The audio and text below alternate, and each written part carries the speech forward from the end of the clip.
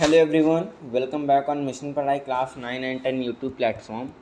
So today we are going to start a new lecture, new session, and in this session we are going to cover part 2 of the resources and development for class 10th students. So let's start the today's class, and this is your part 2. If you forget to watch part 1 of this chapter from this chapter, then you can watch it from the given link in the description box or in the pinned comment, so you can watch from anywhere. Okay, let's start.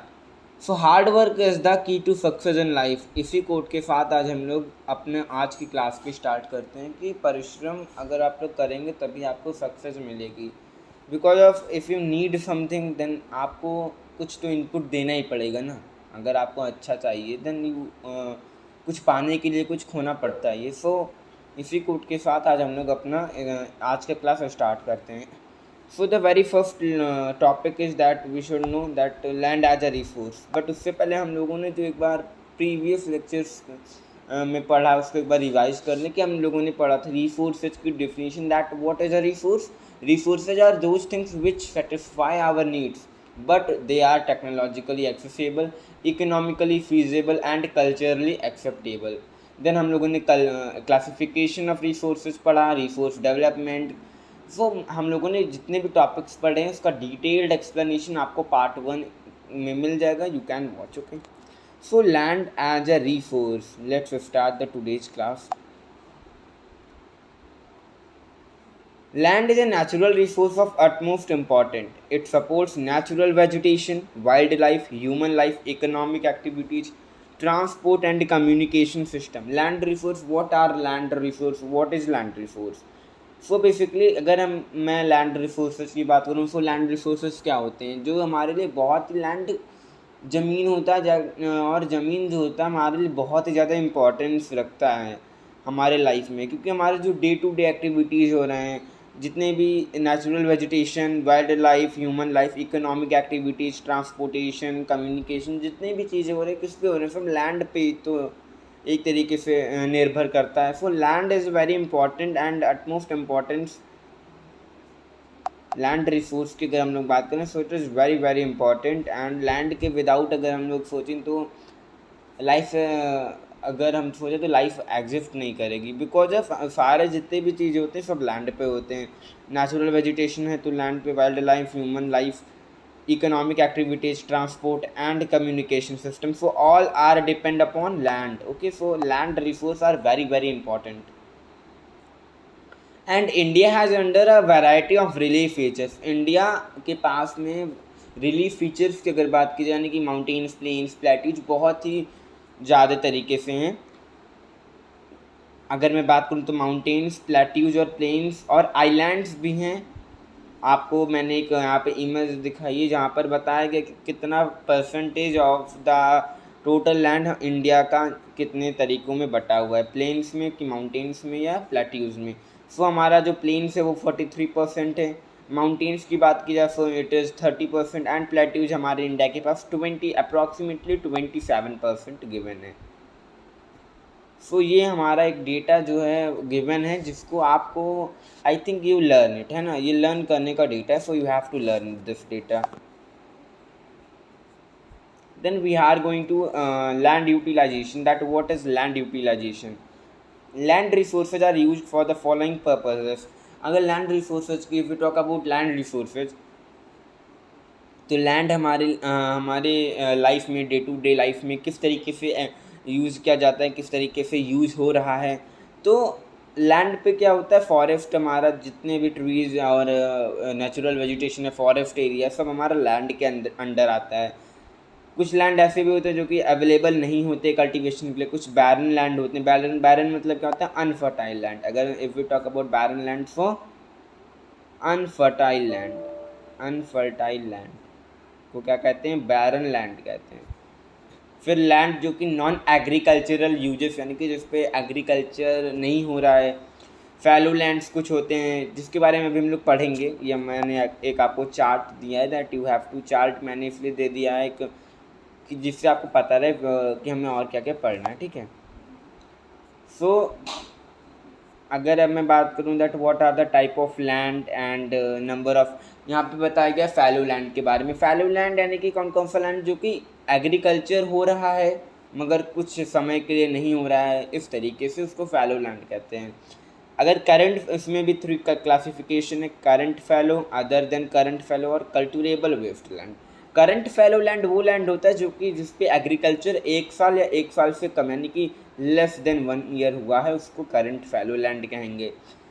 अगर हम लोग बात करें other than current फैलो की, तो other than current फैलो में क्या होता है, जो भी लैंड हमारे लिए अवेलेबल तो है एग्रीकल्चर के लिए, बट बाय द वे किसी ऑड सर्कमस्टेंसेज के चलते अगर उस पर एग्रीकल्चर नहीं किया जा रहे हैं कितने दिनों के लिए, कितने सालों तक, मैक्सिमम 1 to 5 या तो 1 साल से ज़्यादा या तो 5 साल से कम, वो हमारा करंट फैलो लैंड के अंदर कैटेगरी में आएगा। देन हमारा कल्टिवेबल वेस्टलैंड आता है। कल्टिवेबल वेस्टलैंड कौन सा लैंड होता है, दोज लैंड्स विच आर,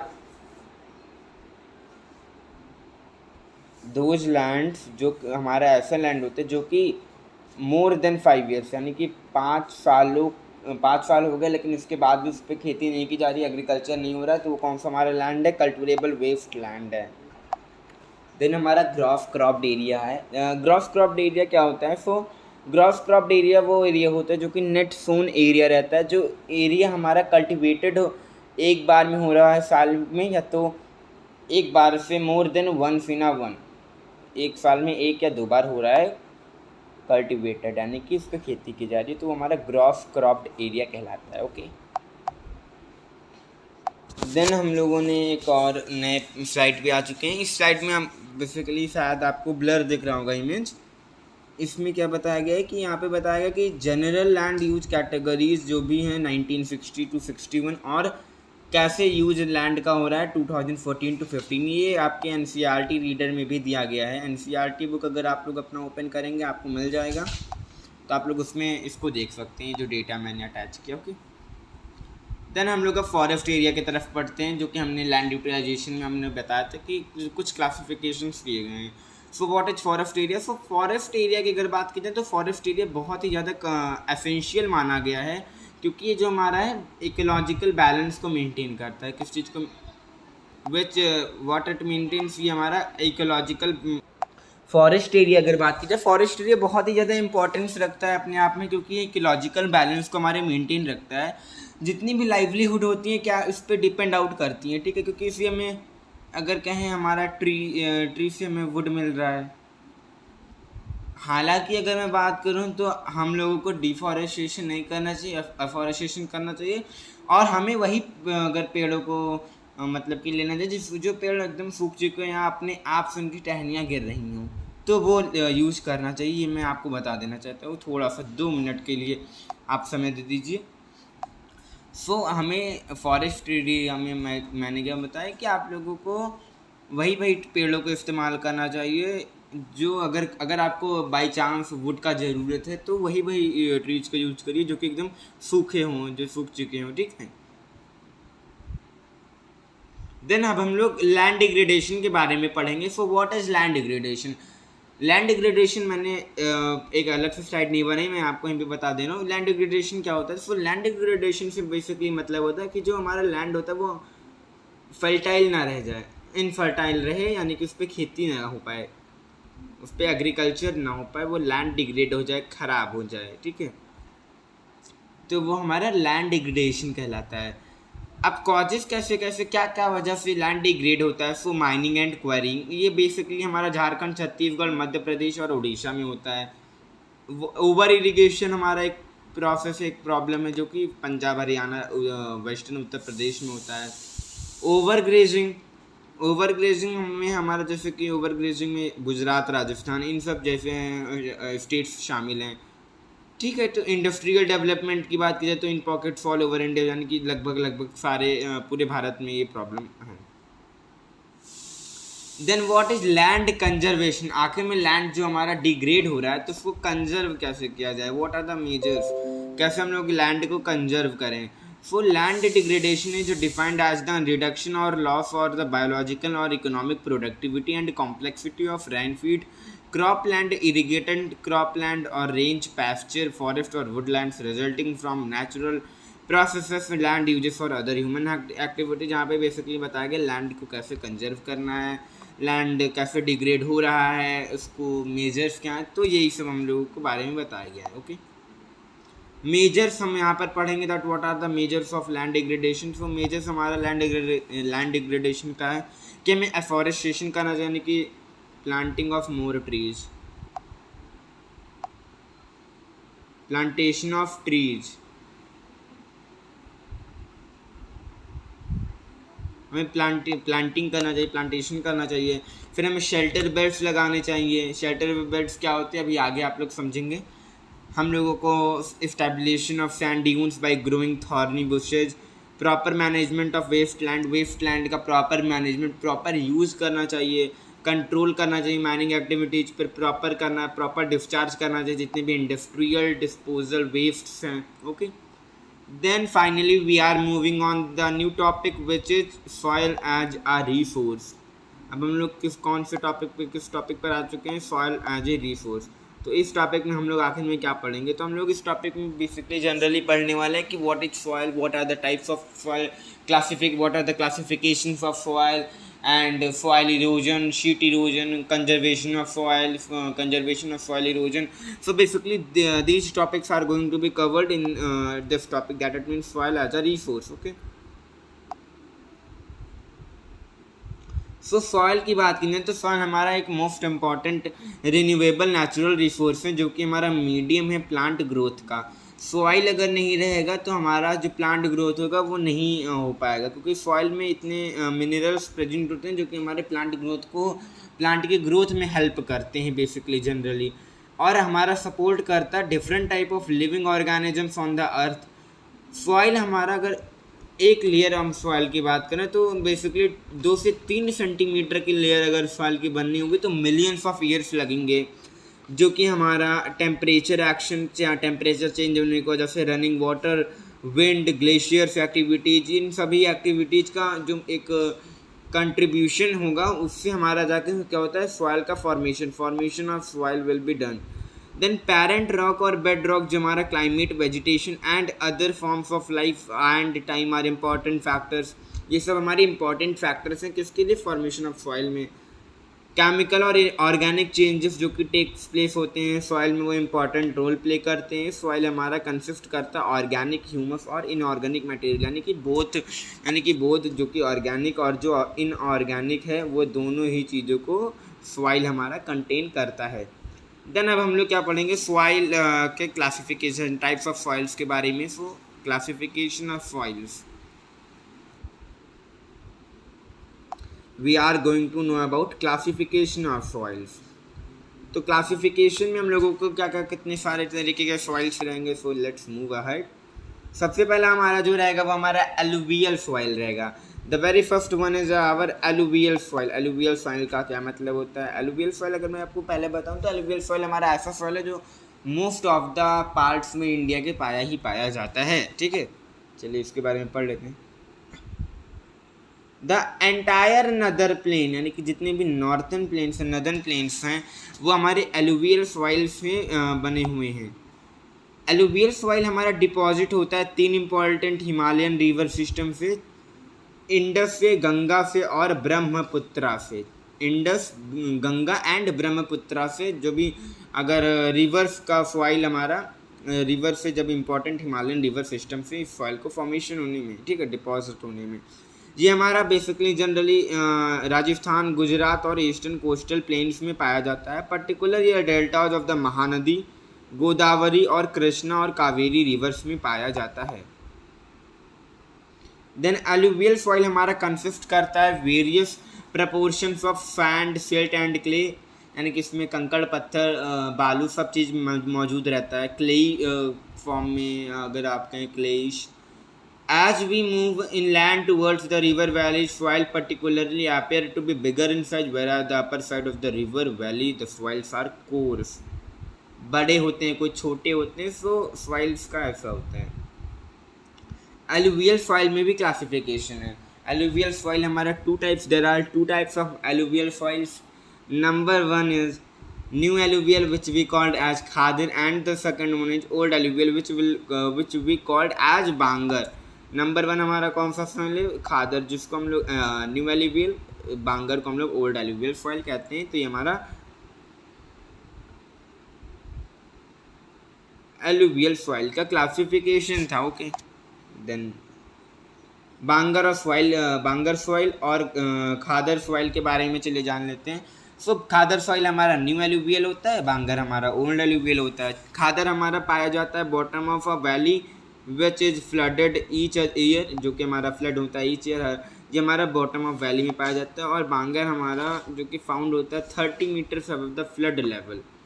ये हमारा ये खादर सॉइल लाइट होता है और कंप्राइज करता है न्यूअल डिपॉजिट्स। और हमारा जो बांगर सॉइल होता है वो कंप्राइज करता है कंकर और लाइट नोडल्स, यानी कि कंकर पत्थर, बिकॉज ऑफ ये ओल्ड सॉइल रहता है ना, तो इस वजह से। और एक और पॉइंट मैं यहाँ पर आपको बता देना चाहता हूँ कि जो हमारा खादर सॉइल होता है वो वेरी फर्टाइल सॉइल होता है, और बांगर सॉइल लेस फर्टाइल होता है देन खादर सॉइल। तो एक ये पॉइंट मेंशन आउट कर लीजिएगा। ओके, हाँ चलिए, ये हमारे मैंने एक पिक्चर इमेज अटैच की है जहाँ पे आपको खादर सॉइल दिख रहा होगा और आपको बांगर सॉइल दिख रहा होगा, जो कि ओल्ड एलुवियल और न्यू एलुवियल सॉइल है। देन अब हम लोग एलुवियल सॉइल के बारे में अभी चल रहा है discussion. So alluvial soil are very fertile, बहुत ही ज़्यादा फर्टाइल सॉइल होते हैं जो कि कंटेन करते हैं adequate proportion of potash, phosphoric acid, lime, और जो कि आइडियल होते हैं।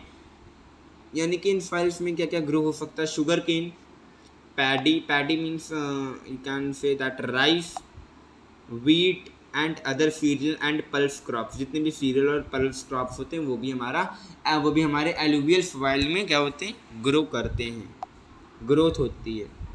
Now we are moving on the next type of soil which is black soil. What is a black soil? So black soil हमारा black colour में होता है, जिसको हम लोग रेगुलर सॉइल भी कहते हैं। Black soil is in black colour, black नाम से ही पता चल रहा है ब्लैक सॉइल है तो इसका ब्लैक कलर होगा। और ये हमारा, इसको हम लोग रेगुलर सॉइल भी कहते हैं, जो कि हमारा climatic condition along with the parent rock material are the important factors for the formation of black soil. इसमें हमारा जो भी parent rock material important factor होते हैं ब्लैक सॉइल के फॉर्मेशन के लिए। ये जो सॉइल होता है वो हमारा ग्रोइंग होता है, आइडियल होता है ग्रो करने के लिए कॉटन, और इसको हम लोग ब्लैक कॉटन सॉइल भी कहते हैं, क्योंकि हमारा आइडियल मेनली इसमें क्या ग्रो होता है। इसमें मेनली अगर मैं बात करूँ तो इसमें मेनली कॉटन ग्रो होता है। सो ये इसको हम लोग cotton black soil, black cotton soil भी कहते हैं। ये सॉइल हमारा typical Deccan trap basalt region में स्प्रेड है, जो कि नॉर्थ वेस्ट डेक्कन प्लेटू में है, और जो कि मेड है लावा फ्लोज से। ओके, तो ये हमारा ब्लैक सॉइल के बारे में डिस्कशन था। सो ब्लैक सॉइल यहीं पर नहीं डिस्कशन ख़त्म होता है, हमारा और भी एक स्लाइड है। तो ब्लैक सॉइल का दूसरा स्लाइड पे हम लोग आ चुके हैं, जिसमें हमारा बताया गया है कि ब्लैक सॉइल, हम लोगों ने उसमें इंट्रोडक्शन देखा बेसिकली। इसमें हम लोग पढ़ेंगे कि कहाँ कहाँ पाया जाता है, क्या होता है। तो ये जो सॉइल होता है ये हमारा प्लेट्यू ऑफ महाराष्ट्र, सौराष्ट्र, मालवा, मध्य प्रदेश और छत्तीसगढ़ में एक्सटेंड होता है, और डायरेक्शन द गोदावरी और कृष्णा वैलीज में। ये जो ब्लैक सॉइल है हमारा वो क्लेई मटेरियल से मिलकर के बनता है, और ये मॉइस्चर को भी कंटेन करता है। ब्लैक सॉइल न्यूट्रिएंट में रिच होता है और कंटेन करता है calcium carbonate, magnesium, potash and lime. So ये हमारा ये चीज़ों को, इन सभी चीज़ों को कंटेन करता है। ओके स्टूडेंट्स, यहाँ पे एक और जो हमारा पहला स्लाइड था ब्लैक सॉइल का वही आ चुका है, तो इसको हम लोग क्रॉस कर दे रहे हैं बिकॉज ऑफ हम लोग ये स्लाइड पहले से रीड कर चुका है। देन अब हम लोग रेड और येलो सॉइल के बारे में पढ़ेंगे, that what is red and what is yellow soil basically. Okay, so this type of soil develop on crystalline igneous rocks in areas of low rainfall in the eastern and southern parts of the Deccan plateau. Red और yellow soil वो soil होते हैं जो कि develop होते हैं crystalline igneous rocks में, जो कि area of rainfall in the eastern और southern parts of Deccan plateau में अवेलेबल है। ये सॉइल हमारे रेडिश कलर के होते हैं क्योंकि इसमें डिफ्यूजन होता है आयरन क्रिस्टलाइन और मेटामॉर्फिक रॉक्स का। इसमें आयरन क्रिस्टलाइन और मेटामॉर्फिक रॉक्स का डिफ्यूजन होता है, इसलिए रेड कलर के, रेडिश कलर के होते हैं। ये येलो तब दिखते हैं जब ये हाइड्रेटेड फॉर्म में होते हैं। कब येलो दिखते हैं? When they are in hydrated form. Okay, so they looks like yellow. ये हमारे parts of Odisha, Chhattisgarh, southern parts of the middle Ganga plain और and along the piedmont zone of the Western Ghats में हमारे पाए जाते हैं। ओके, देन हमारे अब लैटराइट सॉइल है। लैटराइट सॉइल हमारा नया क्लासिफिकेशन है। सो लैटराइट सॉइल हमारा डेवलप होता है ट्रॉपिकल और सब ट्रॉपिकल क्लाइमेट, जो कि अल्टरनेटिव वेट और ड्राई सीजन है। ये सॉइल हमारा रिजल्ट है of intense leaching due to the heavy rain. ये हमारा इंटेंस लीचिंग से फॉर्म होता है। लैटराइट सॉइल हमारा एसिडिक, जो कि पीएच 6 पीएच हमारा लेस देन 6 होता है और in nature and generally deficient होता है प्लांट न्यूट्रिएंट्स में। इस तरीके के सॉइल हमारे मोस्टली या जनरल वे में जनरली हमारे बेसिकली सदर्न स्टेट्स जैसे कि वेस्टर्न घाट्स, सदर्न स्टेट्स में और वेस्टर्न घाट्स में पाए जाते हैं। Maharashtra, Orissa, some parts of West Bengal and the northern regions में हमारे लैटराइट सॉइल पाए जाते हैं। ओके, ये हमारे मैंने एक इमेज आपको अटैच किए, that this is your laterite soil. ये हमारे कौन से सॉइल? लैटराइट सॉइल है। ओके, देन ये लैटराइट सॉइल जो हमारे सॉइल होते हैं वो बहुत ही ज़्यादा यूजफुल होते हैं। किस लिए? क्योंकि इन्हीं में हमारा टी और कॉफ़ी, टी एंड कॉफ़ी का हमारा ग्रोथ होता है। ये हमारे इसी में ग्रोथ होता है टी और कॉफ़ी का। ओके, देन अब हम लोग मूव करेंगे एरिड सॉइल के बारे में, that what is arid soil. Arid soil हमारा रेंज होता है from red to brown in colour, और दिस सॉइल ये हमारे बेसिकली रेड से ब्राउन इन्हीं कलरों में अवेलेबल हैं। ये सॉइल हमारे जनरली सैंडी होते हैं टेक्सचर में और सैलिन होते हैं नेचर में। In some areas the salt content is very high. किसी किसी एरिया में सॉल्ट कंटेंट बहुत ही ज़्यादा हाई रहता है। एरिड सॉइल हमारे लैक करते हैं ह्यूमस और मॉइस्चर में।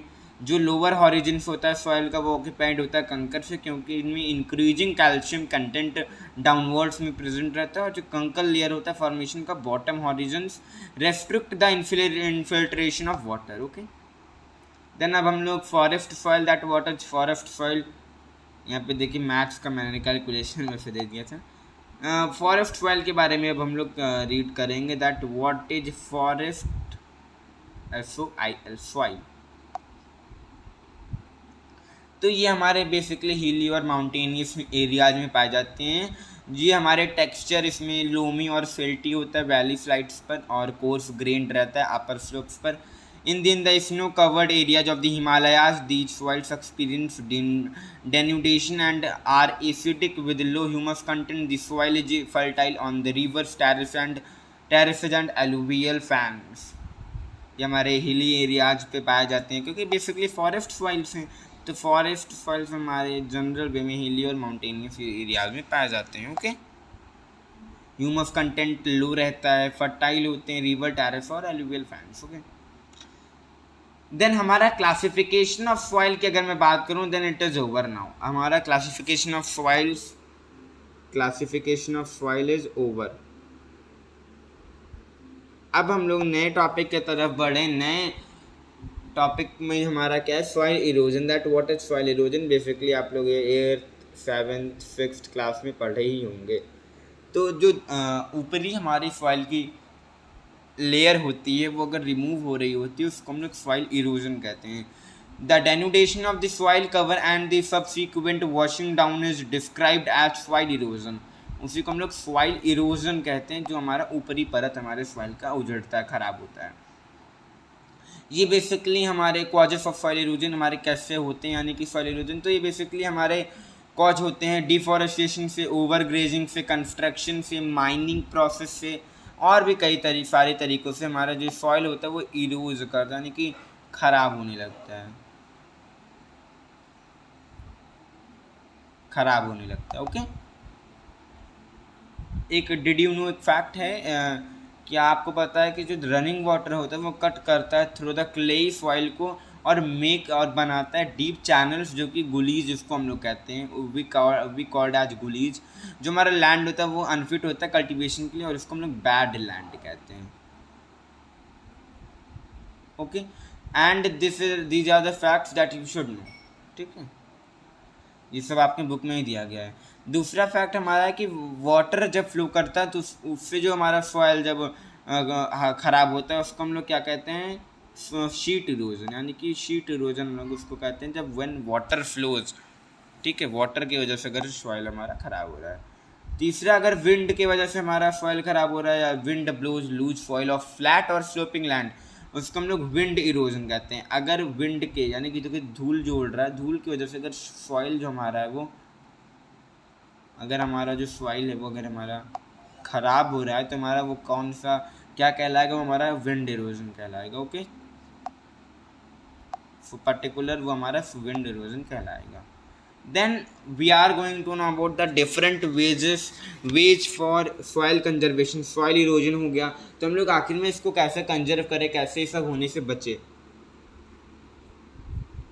तो हमारे पास कुछ 4 से 5 तरीके हैं, और भी बहुत सारे हम लोग जो बुक में दिया गया उसको हम लोग रीड कर देंगे, पढ़ेंगे। पहला हमारा कि ploughing on the along the contour lines decelerate the flow of, कि हम लोग प्लगिंग कर यानी कि कुछ प्लग कर दें जो कि हमारा वाटर डाउन होगा, जो स्लोप्स पे होगा, और जो इसको हम लोग काउंटर प्लगिंग भी कहते हैं जनरल पे में, जिससे हमारा जो सॉइल होता है वो इरोजन, जो सॉइल इरोजन होता है वो हमारा नहीं होगा। देन हमारा terrace cultivation. What is terrace cultivation? So terrace cultivation जो बेसिकली जनरली हमारा होता है वो रेस्ट्रिक्ट करता है इरोजन को। टेरेस कल्टीवेशन आप सभी ने सुना होगा कि आखिर में टेरेस कल्टीवेशन क्या होता है। तो ये बेसिकली हमारा हिली एरियाज़ में होता है टेरेस कल्टीवेशन, जहाँ पे पहाड़ों पे एक स्लोप को कट करके ऐसे, एक सेकंड में बता दूँ कि एक स्लोप रहेगा, उसके नीचे एक और ऐसे ऐसे स्लोप्स को बनाए जाएंगे, जिसके ऐसे फिर ऐसे, ये आपको वहाँ पर आपको दिख रहा है ऐसे ऐसे जो भी स्लोप्स बनाए गए हैं। तो इन्हीं स्लोप्स, इसी तरह स्लोप्स बना के सॉइल को यहाँ पे कल्टीवेट किया जाता है, यानी कि यहाँ पे कुछ उगाया जाता है, ग्रो किया जाता है, जिसकी वजह से सॉइल हमारा ना सॉइल इरोजन हमारा ना हो, सॉइल हमारा कंजर्व ही रहे।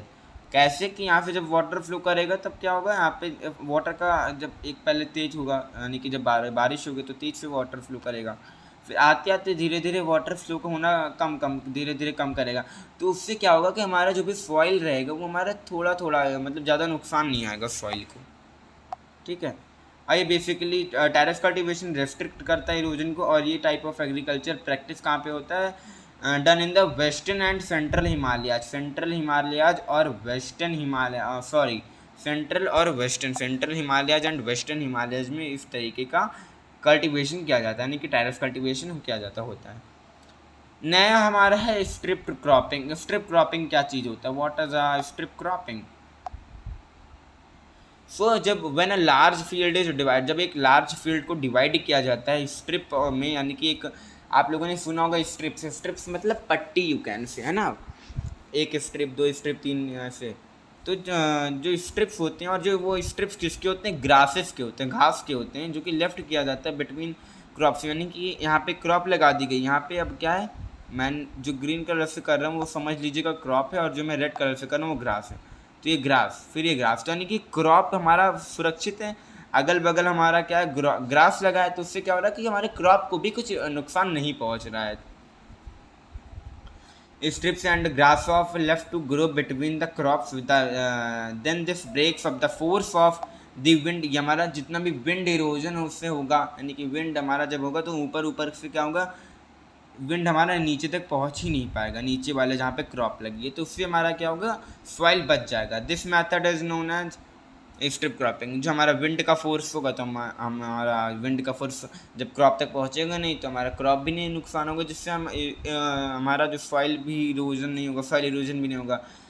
इसी मेथड को हम लोग स्ट्रिप क्रॉपिंग मेथड भी कहते हैं। We called as generally strip cropping method. Okay, then planting lines of trees to create shelter belts in the stabilization of sand dunes and in the stabilization the desert in western India। रोज ऐसे कुछ कुछ, जैसे आपका एक field है, यहाँ पे field के बाद एक ट्री लगा दी गई खूब सारी एक लाइन से, फिर यहाँ पे क्रॉप बैठाया गया, यहाँ पे एक लाइन से ट्री लगा दी गई, यहाँ पे क्रॉप, यहाँ पे लाइन से ट्री, ऐसे यहाँ पे क्रॉप लाइन्स पे ट्री, तो ऐसे ऐसे जो भी हमारा बैठा गया क्रॉप लाइन्स पे ट्री, तो इससे क्या होता है कि जितना भी फोर्स रहेगा विंड का वो हमारा पेड़ों से टकरा के रह जाएगा, और जब पेड़ों से टकराएगा तो हमारा फोर्स विंड का ज़्यादा नहीं आ पाएगा, और जिसकी वजह से जो भी यहाँ पे क्रॉप लगी रहेंगी क्या होगा, वो क्रॉप हमारा सेफ हो जाएगा, यानी कि ईजिली हमारे जो भी जितने भी क्रॉप्स रहेंगे उनको डैमेज नहीं होगा। ठीक है, इस तरीके के आइडिया को, कंजर्वेशन स्टेप को, कंजर्वेशन मेथड को हम लोग शेल्टर बेल्ट्स के नाम से जानते हैं, शेल्टर बेल्ट्स। ओके, मैंने यहाँ पे बड़ा इमेज आपको दे दिया है कि आप लोग अगर बाई द वे उसमें ना क्लियर देखिए, आप यहाँ पे देखिए कि यहाँ पे ऐसे इतने में तो हमारा क्या हो रहा है, क्रॉप हमारा लगा है। फिर ये जो रेड कलर से मैं कर रहा हूँ उसमें क्या हो रहा है, वहाँ पे ट्री लगा दी गई, यहाँ पे ट्री लगा दी गई है, और प्लस हमारा इतने में हमारा क्या हो रहा है, क्रॉप बैठाया है। यहाँ पे हमारी ट्रीज लगा दी कि यानी कि यहाँ पे ट्री कि चारों तरफ से हमारा ट्री लगा है, बीच बीच में ट्री लगा है, तो यहाँ का जो भी पोर्शन लगा जिसमें क्रॉप है उसको नुकसान ज़्यादा नहीं होगा। ये हमारा विंड इरोजन से बचने के लिए ज़्यादातर यूज होता है। सो स्टूडेंट्स, मैं एक आपको टॉपिक पढ़ाना भूल गया था जो कि पार्ट 1 में कवर करना चाहिए था, सॉरी फॉर दैट। हम लोग यहाँ पे एक टॉपिक पढ़ेंगे कि गांधी जी ने कहा था कि अगर इतना तो इस धरती पे मौजूद है कि सभी लोगों की अगर नीड्स को पूरी करनी है तो पूरी हो पाए, यानी कि जितना भी रिसोर्स अवेलेबल है, मगर अगर कोई आदमी लालची हो जाए, यानी कि अगर किसी का ग्रीड पूरा करना हो, तो वह उसके लिए अगर इतनी सारी भी चीज़ अगर एक आदमी को भी मिल जाए तब भी अगर वो लालची अगर ग्रीडी है तो उसके लिए वो ज़्यादा ठीक नहीं, यानी कि वो तब भी उसका मन नहीं भरेगा। Gandhi ji was very apparent in voicing his concern about resources conservation. Resource conservation में उन्होंने बताया था कि बहुत ही ज़्यादा वो रिसोर्स कंजर्वेशन में एक तरीके से महत्वपूर्ण भूमिका भी निभाएं। उन्होंने कहा था कि अगर ग्रीडी को हम लोग, ग्रीडी पर्सन को अगर इतना भी मिल जाए जितना पूरा अवेलेबल है, वो तब भी वो उसके लिए खुश नहीं होगा, इनफ नहीं होगा। अगर हम लोग अगर नीड के हिसाब से अगर ले तो हमारे जितने लोग हैं सबके लिए इतना हमारा रिसोर्स पूरा हो जाएगा। Earth provide enough to satisfy every man's needs but not every man's greed. ये हमारे कोट महात्मा गांधी ने कहा है, जो कि आपका क्वेश्चन बन के, क्वेश्चन फ्रेम आउट के जरूर आता है कि इस चैप्टर से चैप्टर 1 और एक चैप्टर आपका 3 है वाटर रिसोर्सेज, जिसमें जवाहरलाल नेहरू जी की एक बात है। ये दोनों तो इसमें से एक ना एक तो कन्फर्म आता ही आता है। फिर एक और आपको बताना था, एक फैक्ट था कि एक बुक गांधी जी ने लिखी थी जो गांधीयन फिलॉसफी को प्रेजेंट करती थी, जो कि हमारा जिसका नाम था स्मॉल इज ब्यूटीफुल, इस बुक का नाम था। और ये हमारा एक फैक्ट है, और रियो डी जेनेरियो के बारे में हम लोगों ने बात पहले से कर ली है। Then students, it's time for homework. Homework time is waiting for you and we completed this chapter full and final way. हम लोगों ने फुल्ली इस चैप्टर को कंप्लीट आउट कर लिया है फाइनली। आज हम लोग क्या करेंगे, अब हम लोग इस चैप्टर का अंत यहीं पे कर रहे हैं, यानी कि समाप्ति की ओर हैं। एंड अब हम लोग होमवर्क टाइम पे आ चुके हैं। होमवर्क अब आप लोगों को मैं कुछ दे रहा हूँ, आप लोग इसका आंसर ज़रूर से ज़रूर करिएगा, ये मत करिएगा कि नहीं करेंगे। आप लोग कमेंट सेक्शन में ज़रूर से ज़रूर इसका आंसर दे दीजिएगा। So number 1, what is resource, you have to tell that what is resource. What is resources, what is abiotic resources, आपको ये भी बताना है that what is abiotic resources and give 3 measures and you have to give 3 measures for soil conservation, जो मैंने बताया था, strip cropping, ये सब वगैरह वगैरह आपको मेंशन करना है। कमेंट सेक्शन में मेंशन करिएगा, ठीक है। आप लोगों का जो भी बच्चा सबसे पहले और सबसे सही आंसर देगा उसका कमेंट क्या किया जाएगा पता ही आप लोगों को, कि उसका जो कमेंट होगा उसको क्या किया जाएगा, पिन किया जाएगा, यानी कि पिंड किया जाएगा उसके कमेंट को, ठीक है। So thank you to everyone for being a learner in this session, thank you everyone. And हमारा, अगर आप लोग हमारे चैनल पर नए तो डू सब्सक्राइब द चैनल। अब आप लोग बताइए कि आप लोग को नेक्स्ट लेक्चर कौन सा चाहिए, you have to tell in the comment section. And आप लोग कम्युनिटी पोस्ट से ज़रूर जुड़े रहिए। कम्युनिटी में हम लोग, अगर आप बाय द वे एक दिन में आप लोग 1 से 2 बार आके कम्युनिटी पोस्ट को शाम और सुबह के टाइम चेक कर लिया करें कि अगर कोई भी नोटिस, कोई भी अपडेट होगा आपको पता चल जाएगा, ठीक है। So thank you to one and all, each and every one who joins this session, जिन्होंने भी, जो भी बच्चे, जो भी लर्नर्स इस सेशन में जुड़े थे, उन सभी को थैंक यू वेरी मच। हम लोगों ने पार्ट 2 अपना 35 मिनट्स में कंप्लीट कर लिया। पार्ट 1 हमारा 36 मिनट का था, तो बेसिकली हमारा 1 आवर 10 मिनट 11 मिनट का हमारा ये वीडियो रहा। 1 घंटे का, 1 घंटे में हम लोगों ने ये एक चैप्टर अपना समझ लिया, ठीक है, चैप्टर नंबर 1। एंड रही बात इसके मैप वर्क की, अब हम लोग मैप वर्क की तरफ इसके बढ़ेंगे। मैप वर्क का एक सेशन लाऊंगा, okay, so no need to worry about that, okay, thank you.